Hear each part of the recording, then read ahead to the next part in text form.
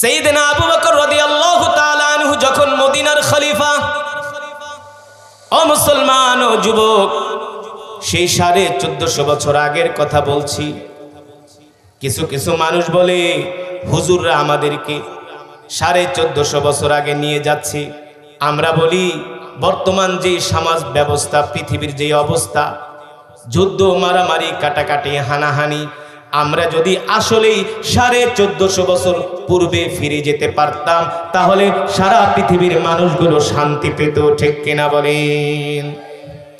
সাইয়েদনা আবু বকর যখন মদিনার খলিফা, ভালো করে খেয়াল করেন কিভাবে সাইয়েদনা আবু বকর রাষ্ট্র পরিচালনা করেছেন। সাইয়েদনা আবু বকর যখন মদিনার খলিফা, প্রতিদিন ফজরের নামাজ পড়ে সাইয়েদনা আবু বকর মরুভূমির মধ্যে চলে যায়। প্রতিদিন ফজরের পরে মানুষজন আয়েশা সাইয়েদনা আবু বকরকে মসজিদে নববীতে পায় না।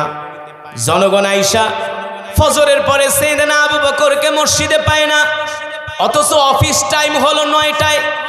মানুষ ফজরের পরে এসে সাইয়েদনা আবু বকরকে খুঁজে, কেউ তাকে মসজিদে নববীতে পায় না। জিজ্ঞেস করে আমাদের খলিফা কোথায় যায়?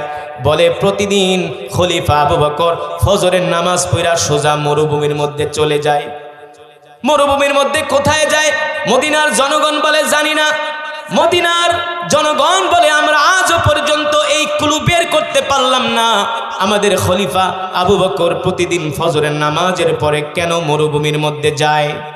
তারা যে হযরত ওমরের কাছে নালিশ করলেন, ওমর, আমাদের খলিফা আবু বকরকে আমরা ফজরের পরে মসজিদে পাই না, প্রতিদিন সে ফজরের নামাজ পড়ে মরুভূমির মধ্যে চলে যায়, জনগণ এসে তাকে পায় না, রাষ্ট্রীয় কাজ করতে সমস্যা হয়।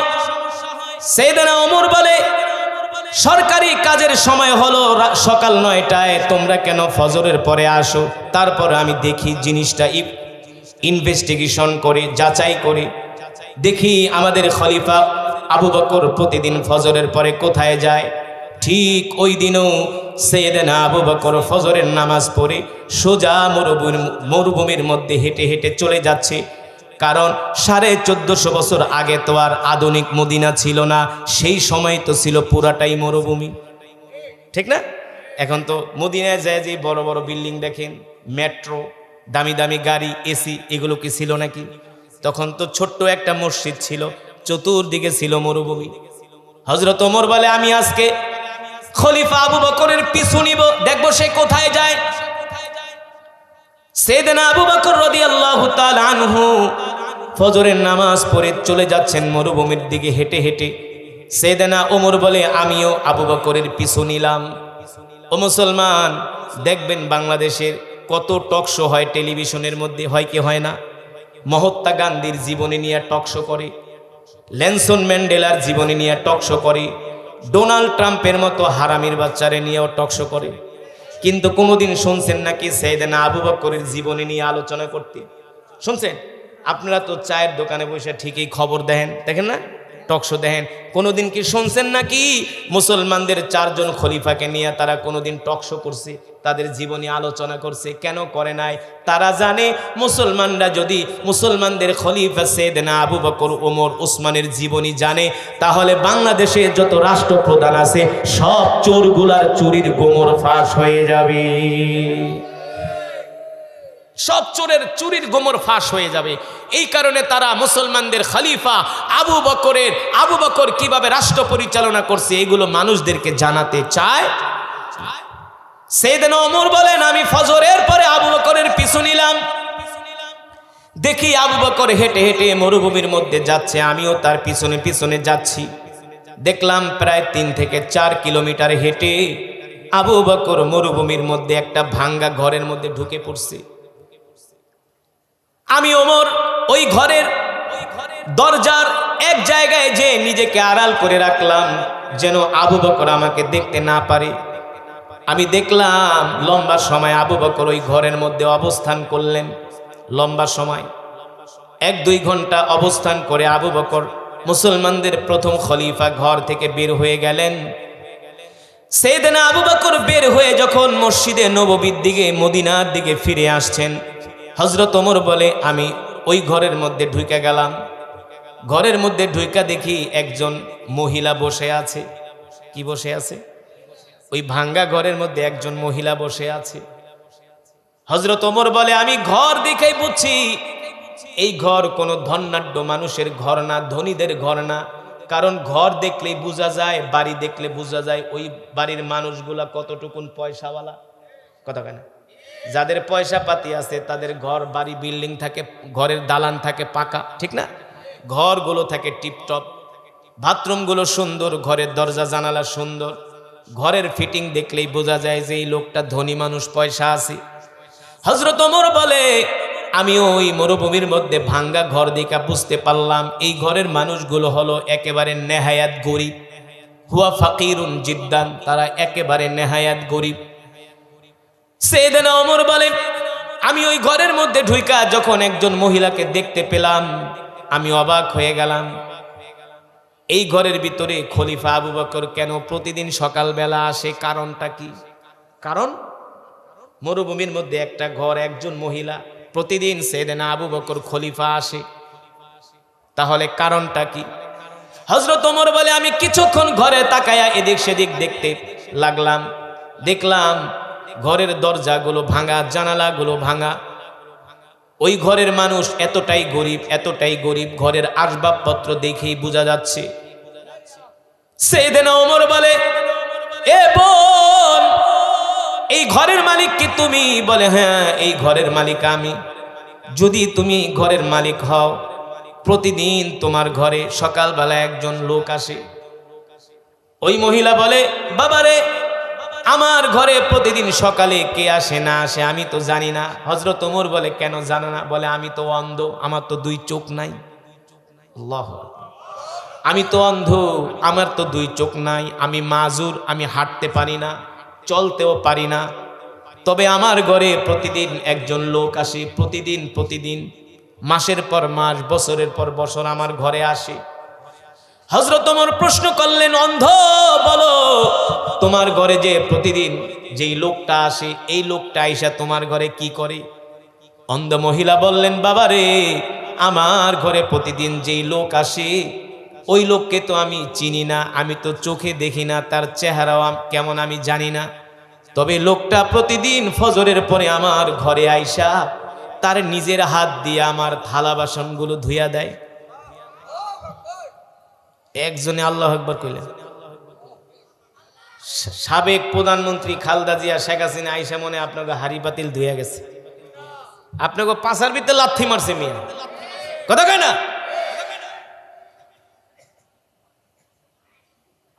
সাইয়েদনা আবু বকর রাদিয়াল্লাহু তাআলা আনহু মদিনার খলিফা। হযরত ওমর বলে, অন্ধ, ওই লোক আইসা আর কি করে তোমার ঘরে? বলে, ওই লোক এসে আমার কাপড়গুলো নিজের হাতে ধুইয়া দেয়, ময়লা কাপড়গুলো। যাওয়ার সময় বলা যায়, অন্ধ, তুমি তোমার ময়লা কাপড়গুলো এখানে জমায় রাখবা, আমি আইসা ধুয়ে দিব। সুবহানাল্লাহ। সাইয়েদনা ওমর বলেন, অন্ধ, ওই লোক আইসা তোমার ঘরে আর কি করে? বলে, ওই লোক নিজের হাত দিয়া রুটি বানায় আমাকে খাওয়ায় দেয়। কতদিন? বলে, বছরের পর বছর। জ্বর হোক, বৃষ্টি হোক, কোনোদিন শীত পড়ুক, ঠান্ডা পড়ুক, কোনোদিন আসা মিস নাই। প্রতিদিন এভরিডে আমার বাড়িতে আইসা সে আমার ঘরের কাজগুলো করে। আমার ঘরের কাজগুলো শুধু করে না, আমার ঘর পর্যন্ত ঝাড়ু দিয়া যায়। আল্লাহু আকবার। এই কথা শোনার পরে হযরত ওমরের চোখ দিয়া জর জর কইরা পানি পড়তেছে। আল্লাহু আকবার, জোরে বলেন আল্লাহু আকবার। এই দৃশ্য দেখা, এই কথা শোনার পরে হযরত ওমর আর সইতে পারলেন না। তিনি দৌড়ায়া আল্লাহ রসুলের রওজার কাছে চলে গেলেন। আল্লাহ রসুলের রওজার পাশে দাঁড়ায় বলে, ওগো আল্লাহর হাবিব, ওগো আল্লাহর হাবিব, আবু বকর তো আমাদের দায়িত্বটা কঠিন করে দিয়া গেছে। আবু বকর নিজের হাত দিয়া রুটি বানায় অন্ধকে খাওয়ায় দেয়, নিজের হাত দিয়া অন্ধর কাপড়গুলো ধুইয়া দেয়, নিজের হাত দিয়া অন্ধের ঘর পরিষ্কার করে দেয়। এমন ভাবে তো আমরা আবু বকরের মতো দায়িত্ব পালন করতে পারবো না। এইভাবে করে হযরত ওমর আল্লাহ রসুলের রওজার পাশে দাঁড়ায়া কান্না করতেছে আর বলে, ওগো আল্লাহ রাসূল, আপনি সাক্ষী, আমরা আবু বকরের মতো একজন খলিফা পায়া আমরা খুশি। আমরা দোয়া করি আবু বকরের উপরে আল্লাহর রহমত নাজিল হোক, বলি আল্লাহু আকবার। হযরত ওমর আবু বকরের জন্য দোয়া করতেছেন। ঠিক তার কিছুদিন পরে সাইয়েদনা আবু বকর রাদিয়াল্লাহু তাআলা আনহু শহীদ হয়ে গেলেন। কিছুদিন পরে এবার খলিফার দায়িত্ব কার কাঁধে? কথা কয় না, কার কাঁধে? এবার খলিফার দায়িত্ব হযরত ওমরের কাঁধে। হযরত ওমরের কাঁধে খলিফার দায়িত্ব মানি ওই মহিলারও এখন হযরত ওমরের ঘর ঝাড়ু দিয়ে দিতে হবে, রুটি বানায় দিতে হবে না? প্রতিদিন এবার সাইয়েদনা আবু বকরের মতো হযরত ওমরও ফজরের নামাজ পড়া মরুভূমির মধ্যে ওই মহিলার ঘরে চলে যায়। আল্লাহু আকবার। অন্য রাষ্ট্রপ্রধান হইলে কি বলতো? পৃথিবীর বলতো, এই তোমার ওই রাষ্ট্রপ্রধান তো মারা গেছে, এখন যদি তুমি ফ্যাসিলিটিস পাইতে হয় তাহলে নতুন করে দরখাস্ত করো, অমুক ডিসির কাছে যাও, ওসির কাছে যাও, টিওনো, ইউনো, ফিওনো, ঘুষ দিতে দিতে অবস্থা খারাপ। কথা কেন? সাইয়েদনা ওমর রাদিয়াল্লাহু তাআলা আনহু প্রতিদিন নিয়ম করে এবার ওই অন্ধ মহিলার ঘরে যায়। সাইয়েদনা ওমর অন্ধ মহিলাকে যায় বলে, তোমার ময়লা কাপড়গুলো দাও। এবার অন্ধ মহিলা ময়লা কাপড়গুলো দেয়। হযরত ওমর রাদিয়াল্লাহু তাআলা আনহু নিজের হাতে অন্ধ মহিলার ময়লা কাপড়গুলো পরিষ্কার করে দেয়। এবার সাইয়েদনা ওমর রাদিয়াল্লাহু তাআলা আনহু নিজের হাত দিয়া রুটি বানায়া মহিলাকে খাওয়ায় দেয়, নিজের হাত দিয়া ঘরগুলো পরিষ্কার করে দেয়। প্রতিদিন এইভাবে হযরত ওমর অন্ধ মহিলার খেদমত করে যাচ্ছে। কিছুদিন খেদমত করার পরে ওই অন্ধ মহিলা তো আর চোখে দেখে না যে তার ঘরে কে আইসা খেদমত করে। আগের খলিফা যে মারা গেছে এটা তো আর অন্ধ মহিলা জানে কিভাবে? সে তো আর চোখে দেখে না, জানবে কিভাবে? সে তো মনে করছে আগের লোক আইসে আমার রুটি বানাইতেছে, আমার খেদমত করতেছে। কয়েকদিন খেদমত করার পরে অন্ধ মহিলা হঠাৎ করে একদিন ওমরকে ডাক দিছে, কিফ ইয়া আইয়ুহার রাজুল, এ লোক তুমি দাঁড়াও, চালাও, এদিকে আসো, তোমার সাথে আমার কিছু কথা আছে। হযরত ওমর বললেন, অন্ধ কি কথা বলবে বলো? বলে, শোনো, আমার কাছে কেমন জানি মনে হচ্ছে যিনি আগে আমার খেদমত করত তিনি তুমি না, অন্য একজন। আল্লাহু আকবার। আগে যিনি আমার খেদমত করত তুমি না, অন্য একজন। হযরত ওমর বলে, কিভাবে বুঝলা আমি না অন্য একজন? বলে, তোমার কিছু কাজ আমার চোখে ধরা পড়ছে, তোমার একটা ভুল আমার চোখে ধরা পড়ছে। আল্লাহু আকবার। হযরত ওমর বলে, অন্ধ আমার কোন ভুল তোমার চোখে ধরা পড়লো? তুমি তো চোখে দেখো না। বলে, আমি চোখে দেখি না, তবে আমি একটা জিনিস অনুমান করলাম, আগে যেই লোক আইসা খেদমত কইরা যাইতো সেই লোক তুমি না, সেই লোক এখন আর আসে না। হযরত ওমর বলে, অন্ধ তুমি ঠিকই বলছো, সেই লোক আসবে কি করে? সেই লোক তো ইন্তেকাল করছে, দুনিয়ার জমিন ছেড়ে চলে গেছে। আল্লাহু আকবার। আর সেই লোক ছিল আমাদের প্রথম খলিফা হযরত আবু বকর। এবার হযরত ওমর বলে, অন্ধ বলো বলো, তোমার চোখে আমার কোন কাজটা ধরা খেয়েছে, ভুল হয়েছে বলো। বলে, শোনো, আগে যিনি খলিফা ছিলেন তিনি আইসা আমার রুটি বানায় দিত। হযরত আবু বকর বলে, আমিও তো তোমার রুটি বানায় দিই, তোমারে খাওয়াই দিই, তাহলে আমার ভুলটা তুমি কোত্থেকে পাইলা? অন্ধ মহিলা বলে, সে তো আমার কাপড় ধুয়ে দিত। হযরত ওমর বলে, আমি তো তোমার কাপড় ধুইয়া দিই।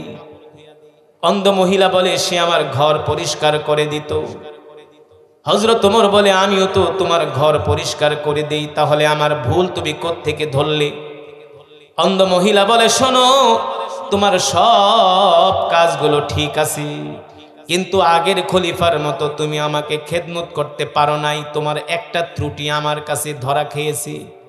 কি ত্রুটি? বলে, শোনো, আগের যিনি খলিফা ছিলেন আবু বকর, তিনি প্রতিদিন আসার সময় আমার জন্য পকেটে কইরা খেজুর নিয়ে আসতো। জোরে বলেন আল্লাহু আকবার। এমন খলিফা আপনারা কোথায় পাবেন বলেন? আল্লাহু আকবার। খলিফা প্রতিদিন বাসা থেকে আমার জন্য খেজুর নিয়ে আসতো। হযরত ওমর বলে, আমিও তো তোমার জন্য খেজুর নিয়ে আসি। তাহলে বলো তোমার চোখে আমার কোন ভুল ধরলা? বলে, শোনো, তুমি আমার জন্য খেজুর নিয়ে আসো ঠিকই, আগের যিনি খলিফা ছিলেন, আমি তো অন্ধ, আমি তো চোখে দেখি না, তিনি যখন আমাকে খেজুরটা খাওয়াইতেন, খেজুরের বিচিটা ছাড়ায়া খেজুরের গোস্তটা আমার মুখে দিয়া দিতেন, আর তুমি খেজুরের বিচি সহ খেজুর আমার মুখে দিয়া দিছো। এই কারণে বুঝছি তুমি আগের লোক না। আল্লাহু আকবার। এই কারণে বুঝছি তুমি আগের লোক না, সেই লোক এখন আর আসে না। এই কথা শোনার পরে হযরত ওমর রাদিয়াল্লাহু তাআলা আনহু কান্না করে দিলেন। এক দৌড় মেরে আল্লাহ রসুলের রওজার পাশে, আল্লাহ রসুলের পাশেই শুয়ে আছেন হযরত আবু বকর, না, আল্লাহ রসুলের পাশে শুয়ে আছেন হযরত আবু বকর। হযরত ওমর যে আবু বকর রাদিয়াল্লাহু তাআলা আনহুর মাকবারার সামনে, কবরের সামনে দাঁড়ায় বলে, আবু বকর, আবু বকর, আপনি তো আমাদের দায়িত্ব কঠিন করে দিয়ে গেছেন আবু বকর, আপনার মতো এত সুন্দর করে তো আমরা দায়িত্ব পালন করতে পারি নাই, এই কারণে অন্ধের চোখে আমার ত্রুটি ধরা পড়ছে। আবু বকর, আপনি শুধু অন্ধের কাপড় ধুইয়া দিতেন না, রুটি বানায় খাওয়ায় দিতেন না, অন্ধের শুধু ঘর পরিষ্কার করে দিতেন না, নিজের হাতে খেজুরের বিচি ছাড়াইয়া অন্ধকে খাওয়ায় দিছেন। এমন কইরা খেদমত তো আমি ওমর করতে পারি নাই। আল্লাহু আকবার। এবার আসমানের দিকে তাকায় বলে, আল্লাহ, আমাদের প্রথম খলিফা, আমরা আবু বকরের উপরে খুশি, আপনিও আবু বকরের উপরে খুশি হয়ে যান। আল্লাহু আকবার। ও মুসলমান, এত সুন্দর ন্যায় ইনসাফ সাহাবায়ে কেরাম কোত্থেকে শিখলেন? একমাত্র আল্লাহর কোরআন থেকে। ঠিক কিনা বলেন? আল্লাহর কোরআন থেকে। আজকে দুঃখ করে বলতে হয়, বাংলার জমিনের মুসলমান কোরআন পড়তে পারে না, বাংলার জমিনের মুসলমান কোরআন জানে না। এই যুদ্ধের এক সপ্তাহ আগে আমি ইরান সফর করেছি। এক সপ্তাহ আগে যুদ্ধ যে শুরু হয় তার এক সপ্তাহ আগে আমি ইরান গিয়েছিলাম। ইরানের একটা রাষ্ট্রীয় প্রোগ্রামে সারা পৃথিবী থেকে তারা প্রতি বছর 30 জন করে আন্তর্জাতিক কারি দাওয়াত দেয়। এই বছর 2 বছর আমাকে ইনভাইটেশন দেওয়ার পরে এই বছর আমি তাদের প্রোগ্রামে অ্যাটেন্ড করেছি ইরানের রাজধানী তেহরানে। এই যুদ্ধের এক সপ্তাহ আগে আমি যখন ইরানে যাই তেহরানে, তখন আমেরিকার ফাইটার জেট ইরানের আকাশে মহড়া দিচ্ছে। তা আমাকে অনেকে এয়ারপোর্টে যাওয়ার পরে ইমিগ্রেশন অফিসার বলে, হুজুর, আপনি এই অবস্থায় ইরান যাইবেন, ফিরা তো আইতে পারবেন না। আমি বলি, আমার মরণ যদি থাকে ইরানে, মৃত্যু হবে ইরানে। ঠিক কিনা? ওমা তাদরি নাফসুম মাযা তাকসিবু গাদা ওমা তাদরি বিআই আরদিন তামুত। আল্লাহ তাআলা কোরআনুল কারীমের মধ্যে বলেন, মানুষ জানে না আগামীকাল সে কি খাবে। জানি আমরা আগামীকাল কি খাবো, আমরা জানি। জানেন কে? জোরে বলুন, জানেন কে? ওমা তাদরি বিআই আরদিন তামুত। মানুষ জানে না কোন জমিনে তার মৃত্যু হবে। আপনি আমি বলতে পারি আপনার আমার মৃত্যু কোথায় হবে? জানি না। আপনার ইচ্ছা আপনি আপনার বাপ দাদার ভিটায় মরবেন না, আপনি সৌদি আরবে গেছেন, সেখানে আপনার মৃত্যু হয়েছে। ঠিক কিনা?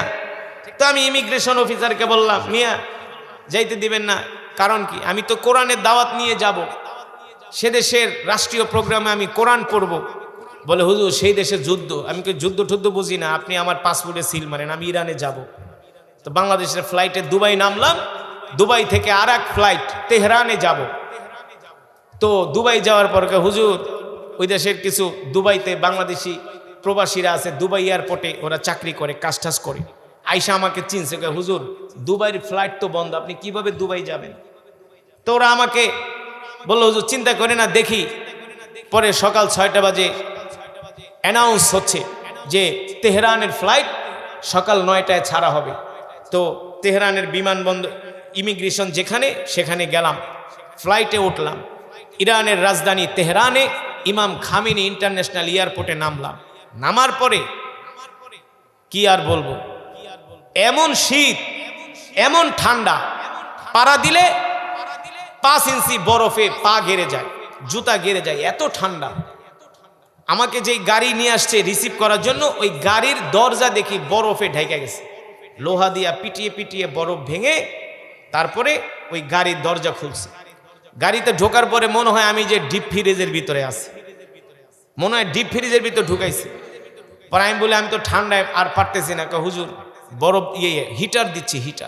হিটার দিল, 5 মিনিটে পুরা গাড়ি একদম গরম হয়ে গেছে, আমিও পুরা গরম হয়ে গেছে, শরীর হিট। গেলাম তেহরানে, তো দেখলাম তেহরানের চতুর্পাশে বরফ আর বরফ, এত বরফ, 0 ডিগ্রি সেলসিয়াস। তোরা আমাকে নিয়ে একটা 5 স্টার হোটেলে উঠাইলো। ওরা আমার 20 মিনিট তেলাওয়াত শোনার জন্য, কয় মিনিট? অনলি 20 মিনিট তেলাওয়াত শোনার জন্য আমার পিছনে ওরা $5,500 খরচ করছে। কয় হাজার ডলার? সামথিং $5,500, বাংলা টাকা প্রায় 6 লক্ষ টাকার উপরে, 6 লক্ষ টাকার উপরে, অনলি তেলাওয়াত শোনার জন্য মাত্র কয় মিনিট? 20 মিনিট। কথাগুলো কেন বলছি সামনে বুঝবেন, শোনেন। তোরা আমাকে যখন হোটেলে নিল, দেখি বরফ পড়তেছে। আমি বললাম, মিয়া এই শীতের ভিতরে বরফের ভিতরে কি মানুষকে কোরআন শুনতে আসবো নাকি? সেখানে এক বাঙালি আছে, তেহরান রেডিওতে চাকরি করে। সে বলে, হজরত আপনি ইরানিদের অবস্থা জানেন না, তারা কোরআনের জন্য পাগল। পরে এক ইরানিরা বললাম, মিয়া এই শীতের ভিতরে লোকজন আইব নাকি? তুমি আইসা দেখো। তো 11টার দিকে আমাকে প্রোগ্রামের জায়গায় নিয়ে গেল। বিশ্বাস করেন, পুরা রাস্তার চতুর্পাশে গাছগুলো বরফে ঢেকে গেছে, এত বরফ, মানে কি আর বলবো। প্রোগ্রামে যাওয়ার পরে দেখি পুরা বরফে, পুরা প্রোগ্রামের আশেপাশে। ওরা তো আমাদের মতো এমন খালি জায়গা না, ওদের প্রোগ্রামের জন্য আলাদা স্পেস আছে, সেখানে ওরা আবার হিটার দেয়, হিটার, কারণ বরফ না, অনেক ঠান্ডা।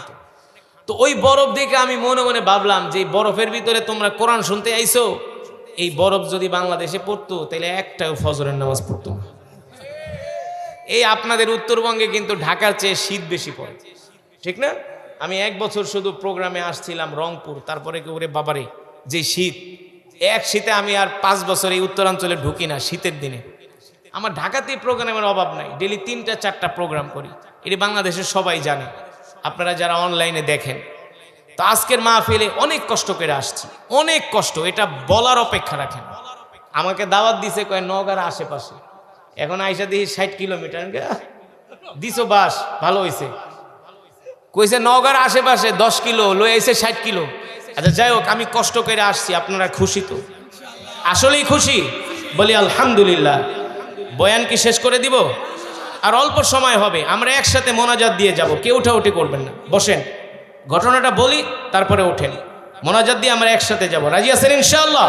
এই ছেলেরা বসো, বসো, ওঠাউঠি করবো না, বসো। আমরা একসাথে মোনাজাত দিয়ে বাড়িতে যাব। এর কারণ হলো, আপনারা যারা কোরআনের মাহফিলে আসছেন এই মজমায়, আপনারা কিন্তু একজন এক খতম করে কোরআনের সওয়াব পাইছেন। এটা কি জানেন? কিভাবে বলতে পারবেন? দেখি পারেন কিনা। মাশাআল্লাহ, কে কইছে উত্তরাঞ্চলের মানুষ সহজ সরল, সব বুঝে? মাশাআল্লাহ। সূরা ইখলাস কয়বার পড়েছি? জোরে বলেন, কয়বার? তিরমিজির বর্ণনায় আসছে, সাহাবী আবু সাঈদ আল খুদরি রাদিয়াল্লাহু তাআলা আনহু থেকে হাদিসটি বর্ণিত। আল্লাহ রাসূল বলেন, কেউ যদি সূরাতুল ইখলাস 3 বার তেলাওয়াত করে, আল্লাহ তাআলা তার আমলনামায় পূর্ণ 1 খতম কোরআনুল কারীমের সওয়াব দান করে। আল্লাহু আকবার। এখানে আমরা যত মুসলমান আসছি, অনেক মা বোনেরা আসছি, একজন এক খতম করে আমরা কোরআনুল কারীমের সওয়াব পেয়েছি। আমি মুসাফির, আমি যদি এই মজমায় দোয়া করি, আল্লাহ এই দোয়া ফিরাইয়া দিবে না। আল্লাহ রাসূল বলছেন, আল্লাহ মুসাফিরের দোয়া ফিরাইয়া দেয় না, মুজাহিদের দোয়া ফিরাইয়া দেয় না, মজলুমের দোয়া ফিরাইয়া দেয় না, ঠিক কিনা বলেন? তো আমি আপনাদেরকে নিয়ে চোখের পানি ছেড়ে দোয়া করব, একসাথে আমরা বিদায় নিব ইনশাআল্লাহ। রাজি আছেন? তো ওরা আমাকে যখন প্রোগ্রামে নিল, দেখলাম হাজার হাজার ইরানিয়ান, হাজারে শিশু, মেয়ে, ছেলে, বৃদ্ধ সবাই মোটা মোটা কাপড় পরা তারা কোরআন শুনতে আসছে। এই দৃশ্য দেখে আমার চোখে পানি চলে আসলো যে এত শীতের ভিতরে তারা কোরআন শুনতে আসছে। তো আমি এক ইরানিয়ানকে জিজ্ঞেস করলাম, ইরানিয়ানকে জিজ্ঞেস করলাম যে আমেরিকা তো কিছুদিন পরে তোমাদের দেশে অ্যাটাক করবে, এক ইরানিয়ান বলে ডোন্ট কেয়ার, আমরা আমেরিকারে গণায় ধরি না, বিকজ বলে ট্রাম্প নেতানিয়াহুর এগেইনস্ট আমাদের যিনি লিডার খামেনি তিনি হলেন লায়ন, মানে সিংহ। বলে আমেরিকার প্রেসিডেন্ট ট্রাম্প আর নেতানিয়াহুর এগেইনস্টে আমাদের লিডার খামেনি হলো লায়ন, সিংহ, সে আল্লাহ ছাড়া কাউকে ভয় পায় না। ঠিক কিনা বলেন? তো আমি এক ইরানিয়ানকে জিজ্ঞেস করলাম যে তোমাদের দেশের সেনাবাহিনী এত পৃথিবীর উন্নত প্রযুক্তির মিসাইল বানায়, ব্যালিস্টিক ক্ষেপণাস্ত্র বানায়, কই থেকে পায় এগুলা? বলে শোনো, আমাদের দেশের যারা সেনাবাহিনী আছে ম্যাক্সিমাম তারা কোরআন পড়তে পারে। কি পড়তে পারে? কোরআন। আজকে তারা কোরআন গবেষণা করে, কোরআন রিসার্চ করে আজকে তারা মিসাইল, পারমাণবিক ক্ষেপণাস্ত্র বানাইতেছে। আর আমরা বাংলাদেশের মুসলমান, ইমাম আয়াতুল্লাহ খামেনি তিনি একজন মুস্তাহিদ, তিনি একজন ফকি, তিনি একজন আল্লাহওয়ালা আলেম, যদিও তিনি শিয়া। আর আমাদের দেশের রাষ্ট্রপ্রধান যারা হয়েছে ইতিপূর্বে সূরা ফাতিহাও পড়তে পারে না। পারে? সূরা ফাতিহাও পড়তে পারে না। 50টা বছর দুইজন মহিলা আমাদেরকে নেতৃত্ব দিছে। আমরা চাই না বাংলাদেশে আর কোনো নারী নেতৃত্ব আসুক। আপনারা চান? আমরা চাই বাংলাদেশ যে দলের হোক পুরুষ নেতৃত্ব দিবে, নারীরা কারো নেতৃত্ব দিবে মুসলমানদেরকে। ঠিক কিনা বলেন? তো আমি ইরানিয়ানদেরকে জিজ্ঞেস করলাম তোমার দেশের সেনাবাহিনী এত শক্তিশালী কারণ কি? বলে আমার দেশের সেনাবাহিনী শক্তিশালী হওয়ার কারণ হলো প্রত্যেকটা সেনাবাহিনী কোরআন পড়ে, কোরআন আমল করে, কোরআন বোঝে। আর ইরানের 100-র ভিতরে 95% মুসলমান কোরআন পড়তে পারে। এর জন্য আজকে ইরান এত অত্যাধুনিক অস্ত্র তারা বানাতে পারে, অর্থনৈতিক দিক থেকেও তারা সমৃদ্ধশীল। কারণ এমন কোনো নিষেধাজ্ঞা নাই আমেরিকা ইরানের উপরে দেয় না। ইরান তেল বিক্রি করতে পারে না, অথচ তাদের দেশে বিলিয়ন বিলিয়ন ডলারের তেল তাদের মাটির নিচে। আমেরিকার নিষেধাজ্ঞার কারণে তারা তেল বিক্রি করতে পারে না। এই তেলগুলো যদি তারা ন্যায্য মূল্যে পাইতো তাহলে ইরানের 1 টাকা হয়তো বাংলাদেশের 60 টাকার সমান।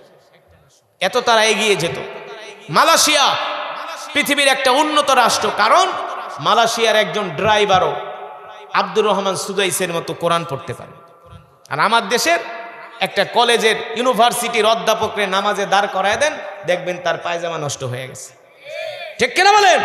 এই কারণে বলবো আমাদের সন্তানদেরকে কোরআন শিখাতে হবে, আমাদের কন্যা সন্তানদেরকে কোরআন শিখাতে হবে, কোরআনের রাষ্ট্র, কোরআনের সমাজ গঠন করতে হবে। আজকে স্কুলের 6-7-এর পোলারা ওপেন সিগারেট খায়, জানেন আপনারা?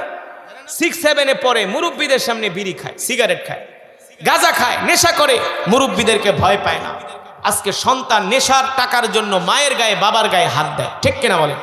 এই সন্তানদেরকে যদি মানুষ করতে হয়, সুসন্তান বানাতে হয়, তাহলে আল্লাহর কোরআন ছাড়া বিকল্প আমাদের কোনো পথ নাই। এ কারণে আমরা নিজেরাও কোরআন পড়ব, আমাদের সন্তানদেরকেও কোরআন শিখাবো। রাজি আছেন ইনশাআল্লাহ? আজকে এই যে কোরআনের ঘর, কোরআনের মাদ্রাসা, তালতলি দারুস সুন্নাহ কওমি মাদ্রাসা, এতিমখানা, খুব ভালো লাগলো যে আপনারা এই মাদ্রাসাটাকে অনেক ভালোবাসেন। মাদ্রাসার 60 জন এতিমদেরকে আপনারা খাবারের ব্যবস্থা করছেন। এই যে আপনারা তাদের খেদমত করছেন, এর বিনিময়ে প্রতিদান আপনারা কি পাবেন? আল্লাহ রসুলের হাদিস, আমার বানানো কথা না। ইকরা ওয়ারাত্তিল কামা কুনতা তুরাত্তিলু ফিদ দুনিয়া ফাইন্না মানজিলাতাকা ইনদা আখিরি আয়াতিন তাকরাউহা। আল্লাহ রসুল বলেন কাল হাসরের ময়দানে আল্লাহ তাআলা একজন হাফেজে কোরআনকে বলবে, হাফেজে কোরআন, দুনিয়াতে যেভাবে তুমি কোরআন পড়তে, 1 আয়াত পড়ো 1 তলায় ওঠো, 1 আয়াত পড়ো 1 তলায় ওঠো, যেখানে কোরআনের আয়াত শেষ হবে একজন হাফেজে কোরআন তার সেখানে যে তার মঞ্জুরে মকসুদে পৌঁছে যাবে। আল্লাহু আকবার। হাসরের ময়দানে আল্লাহ তাআলা একজন হাফেজে কোরআনকে 10 জন জাহান্নামীকে সুপারিশ করার আল্লাহ তাআলা তাকে অনুমতি দিবে। অর্থাৎ একজন হাফেজে কোরআন 10 জন যাদের উপরে জাহান্নাম নির্ধারিত হয়ে গেছে, অবধারিত, এমন 10 জন জাহান্নামীকে সুপারিশ করে করে জান্নাতে প্রবেশ করাবে। আল্লাহু আকবার। এ কারণে আপনারা এই মাদ্রাসাকে ভালোবাসবেন, এই মাদ্রাসাকে মহব্বত করবেন, এই মাদ্রাসার পাশে আপনারা থাকবেন। ইনশাআল্লাহ রাজি আছেন তো? ইনশাআল্লাহ এই মাদ্রাসার যত কিছু প্রয়োজন, আপনারা এই মাদ্রাসার অর্থ লাগুক, ধান লাগুক, চাল লাগুক, এই এতিম ছাত্রদের খাবারের যা কিছু দরকার আপনারা ব্যবস্থা করে আসছেন, ব্যবস্থা করবেন। কারণ এই মাদ্রাসাটাই হলো আপনাদের আসল সম্পদ। আপনারা যখন মারা যাবেন এই মাদ্রাসার ছাত্ররাই আপনাদের জন্য দোয়া করবে, ঠিক না? অনেকে ফজরের নামাজও পড়েন না, কিন্তু এই মাদ্রাসার ছাত্ররা রাত 3টা-4টা বাজে উঠা তারা কিন্তু কোরআন পড়ে। দেখবেন আয়সা, যত শীত পড়ুক আপনারা তো 3টা কম্বল মুড়া দিয়া ঘুমান, আর তারা ফজরের আগে উঠা কোরআন পড়ে, নামাজ পড়ে, তাহাজ্জুদ পড়ে। তাদের দোয়ার কারণে আল্লাহ আপনাদেরকে অনেক বিপদ আপদ থেকে আল্লাহ আপনাদের হেফাজত করে, অনেক অসুখ বিসুখ রোগ বালাই থেকে আল্লাহ, মহামারী থেকে আল্লাহ আপনাদের হেফাজত করে। এই যে বাংলাদেশে এত ভূমিকম্প হয়, বাংলাদেশ নড়ে চড়ে পড়ে না, কারণ কি? কেন পড়ে না? কিছুদিন আগে বাংলাদেশে যে একটা ভূমিকম্প হয়েছিল, শোনেন, বাংলাদেশে কিছুদিন রমজানের আগে একটা ভূমিকম্প হয়েছিল না? এর চেয়ে বড় ভূমিকম্প, এর চেয়ে কম মাত্রায় ভূমিকম্প হয়েছিল মায়ানমারে। 10,000 মানুষ, 10,000 বিল্ডিং ধসে গেছে, আর বাংলাদেশে কিছুই হয় নাই। কারণ কি? কারণ হলো এই দেশে লক্ষ লক্ষ হাফেজে কোরআন আছে, লক্ষ লক্ষ মসজিদ মাদ্রাসা আছে, তারা প্রতিদিন আল্লাহর কাছে দোয়া করে, ঠিক না? নাহলে এই দেশের মানুষ যে মিছা কথা কয়, যে 2 নম্বরই করে, যে নাফরমানি করে, এই দেশ আরো আগেই ধ্বংস হয়ে যেত। শুধু আল্লাহওয়ালাদের কারণে, আলেম হাফেজদের কারণে আল্লাহ জমিন এখনো টিকায় রাখছে, ঠিক কিনা বলেন? এখন এই মাদ্রাসার জন্য আপনাদের কাছে একটা রুমাল যাবে, কিন্তু আপনারা কেউ উঠাউটি করবেন না। হ্যাঁ, মোনাজাতের পরে আপনারা সুশৃঙ্খলভাবে বৈশা তোবারক নিয়ে তারপরে যাবেন। রাজি আছেন? ওয়াদা করছেন ইনশাআল্লাহ? আস্তাগফিরুল্লাহাল্লাযী লা ইলাহা ইল্লা হুয়াল হাইয়ুল কাইয়্যুম ওয়া আতুবু ইলাইহি লা হাওলা ওয়ালা কুওয়াতা ইল্লা বিল্লাহিল আলিয়্যিল আযীম। আল্লাহুম্মা সাল্লি আলা মুহাম্মাদ ওয়া আলা আলি মুহাম্মাদ কামা সাল্লাইতা আলা ইব্রাহিম ওয়া আলা আলি ইব্রাহিম ইন্নাকা হামিদুম মাজিদ। اللهم بارك على محمد وعلى آل محمد كما باركت على إبراهيم وعلى آل إبراهيم إنك حميد مجيد. اللهم آمين. الحمد لله رب العالمين، والصلاة والسلام على سيد الأنبياء والمرسلين وعلى آله وصحبه أجمعين. يا أول الأولين، يا آخر الآخرين، يا ذا القوة المتين، يا راحم المساكين، يا أرحم الراحمين، يا أرحم الراحمين، يا أرحم الراحمين، يا علي يا عظيم يا حليم يا كريم. يا رب لك الحمد حمدا كثيرا طيبا مباركا فيه. اللهم لك الحمد ولك الشكر كما ينبغي لجلال وجهك وعظيم سلطانك. আয় রব্বাল আলামিন, সারা পৃথিবীর মালিক, বিশাল এই সাম্রাজ্যের মালিক আল্লাহ, একচ্ছত্র ক্ষমতার মালিক আল্লাহ, হায়াতের মালিক আল্লাহ, রিজকের মালিক আল্লাহ। মাবুদ মাওলা গো, আমরা নাফরমান, আপনি রহমান। আয় মালিক, আমরা গুনাহগার আসামি মিলে কোরআনের মজমায় বসে দীর্ঘক্ষণ সময় কোরআনুল কারীমের তেলাওয়াত শ্রবণ করি, কোরআনের বায়ান শ্রবণ করি, দান সাদাকা করি। আমরা গুনাহগার আসামিরা গুনার বোঝা মাথায় নিয়ে ভিক্ষুকের মতো 2খানা হাত উঠিয়েছি। আল্লাহ মালিক, মেহেরবানি করে আমাদের তামাম জিন্দেগির গুনাহগুলো মাফ করে দেয়।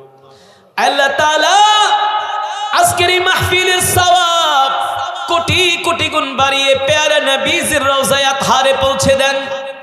আল্লাহ তাআলা প্যারা নবীজির পরিবার পরিজন আহলে বায়তদের রাহ পাকার হাদিয়া পৌঁছে দেন। আল্লাহ তাআলা মেহেরবানি করে বদরিন সাহাবী, উহুদের সাহাবী, খন্দকের সাহাবী, যে সমস্ত সাহাবীদের বুকের তাজা রক্তের বিনিময়ে আমরা ইসলাম পেয়েছি, সমস্ত সাহাবা আজমাইনদের আর রাহবাকার হাদিয়া পৌঁছে দেন। জান্নাতুল মুআল্লা, জান্নাতুল বাকিতে যারা শুয়ে আছেন সকলের আর রাহবাকার হাদিয়া পৌঁছে দেন।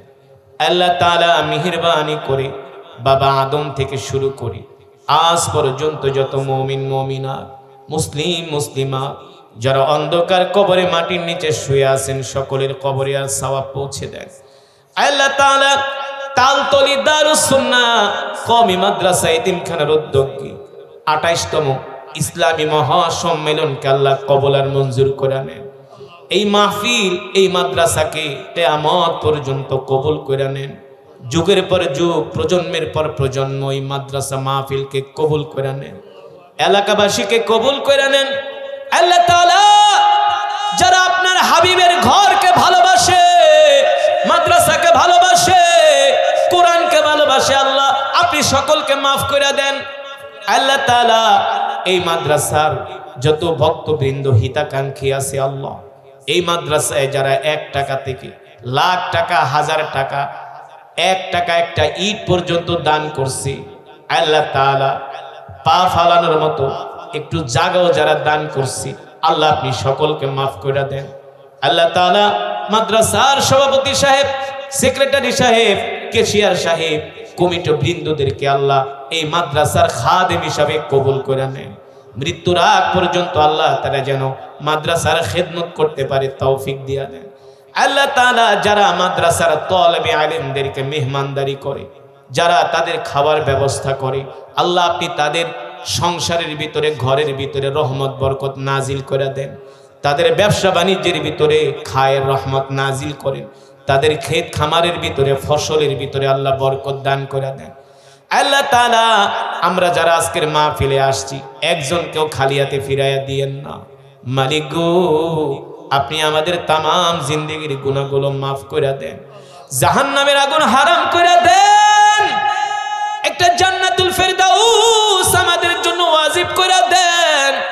আল্লাহ তাআলা বিনা হিসাবে আপনি আমাদের জন্য জান্নাতের ফয়সালা করে দেন। আল্লাহ হিসাব নিকাশ নিয়েন না, বিনা হিসাবে আমাদের জন্য জান্নাতের ফয়সালা করে দেন। আমরা আল্লাহকে ডাক দেই, ইয়া আল্লাহ, আরো জোরে বলি ইয়া আল্লাহ, আরো জোরে বলি ইয়া আল্লাহ। আল্লাহ আপনার বান্দারা আপনাকে ডাক দিছে, আল্লাহ আমাদের খালি হাতে ফিরিয়ে দিয়েন না। মালিক আপনি আমাদের তামাম জিন্দেগির গুনাহগুলো মাফ করে দেন। আল্লাহ বিনা হিসাবে আমাদের জন্য জান্নাতের ফয়সালা করে দেন। মালিক গো, হাসরের ময়দানে যেই দিন সূর্যটা ১ হাত মাথার উপরে চলে আসবে, আল্লাহ মাথার মগজগুলো টকবক করতে থাকবে, আল্লাহ সেই দিন আমাদেরকে আপনার আরশের নিচে ছায়া দিয়ে, আল্লাহ কলিজার টুকরা রাসূলের হাতে আমাদের হাউজে কাউসারের পানি নসিব করায় দিয়েন। আল্লাহ তাআলা এই মাহফিলকে কবুল করে নেন, এই মজমাকে কবুল করে নেন। আল্লাহ যারা এই মাহফিলে আসছে একজনকে আপনি খালি হাতে ফিরায় দিয়েন না। আল্লাহ আপনি সকলকে মাফ করে দেন। যারা তাবারকের ব্যবস্থা করছে আল্লাহ তাদের কবুল করে নেন। আল্লাহ এই মাহফিলে অনেকে দান করছে, আল্লাহ সকলের দানকে কবুল করে নেন। আল্লাহ অনেক মা বোনেরা আসছে, মা বোনদেরকে মাফ করে দেন। প্রত্যেকটা মা বোনকে আল্লাহ হযরত রাবেয়া বসরির মতো বুজুর্গি বানায় দেন। হযরত ফাতেমার সাথে আল্লাহ জান্নাতে যাওয়ার তৌফিক দেন। আম্মা জান খাদিজার মতো প্রত্যেকটা মা বোনকে ধৈর্যশীল বানায় দেন। আম্মা জান আয়েশার মতো প্রত্যেকটা মা বোনকে আল্লাহ আপনি ইলম দিয়া দেন, জ্ঞান দিয়া দেন। আল্লাহ তাআলা অত্র এলাকার যত মানুষ আছে আল্লাহ এদের মধ্য থেকে যারা অসুস্থ আল্লাহ সুস্থতা দান করে দেন। আল্লাহ একজন ক্যান্সারের রোগী আল্লাহ দোয়া চাইছে, আল্লাহ আপনি তাকে সুস্থ করে দেন। আল্লাহ এই মজমার ভিতরে যত অসুস্থ মানুষ আছে, যত অসুস্থ রোগী আছে আল্লাহ আপনি সকলকে সুস্থ করে দেন।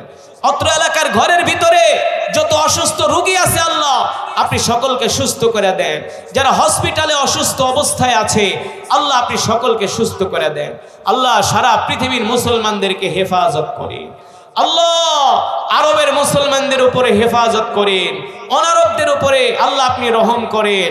আল্লাহ আপনি আমাদের দেশের উপর খাস রহমত বরকত নাজিল করে দেন। আল্লাহ আমাদের দোয়াগুলোকে আপনি কবুল করে নেন। রব্বির হামহুমা কামা রব্বায়ানি সগীরা, রব্বির হামহুমা কামা রব্বায়ানি সগীরা। মাবুদ মাওলা গো, আপনার কাছে ফরিয়াদ, এই দুনিয়া ছেড়ে একদিন চলে যেতে হবে, কেউ থাকতে পারে নাই, আমরাও থাকতে পারবো না। আল্লাহ মৃত্যু তো দিবে, এই মৃত্যুটা আমাদেরকে জিহাদের ময়দানে দিয়ে, মদিনার মাটিতে মৃত্যু দিয়ে, রমজান মাসে রোজা অবস্থায় শুক্রবারে জুমার দিনে ফজরের পূর্ব মুহূর্তে আল্লাহ মৃত্যু দিয়ে, কোরআন তেলাওয়াত অবস্থায় মৃত্যু দিয়ে, সিজদা অবস্থায় মৃত্যু দিয়ে, জিকির অবস্থায় মৃত্যু দিয়ে, নাফরমান বেঈমান বানায় কবরে ডাক দিয়েন না, জান্নাতি বানায় কবরে ডাক দিয়ে, জান্নাতি বানায় কবরে ডাক দিয়ে। আল্লাহ তাআলা আমাদের জান মাল আপনার কুদরতি হাতে সুপর্দ করলাম। আল্লাহ আমাদের জান মালের জিম্মাদারি হয়ে যান। সুবহান রাব্বিকা রব্বিল ইজ্জাতি আম্মা ইয়াসিফুন ওয়া সালামুন আলাল মুরসালিন ওয়ালহামদুলিল্লাহি রাব্বিল আলামিন।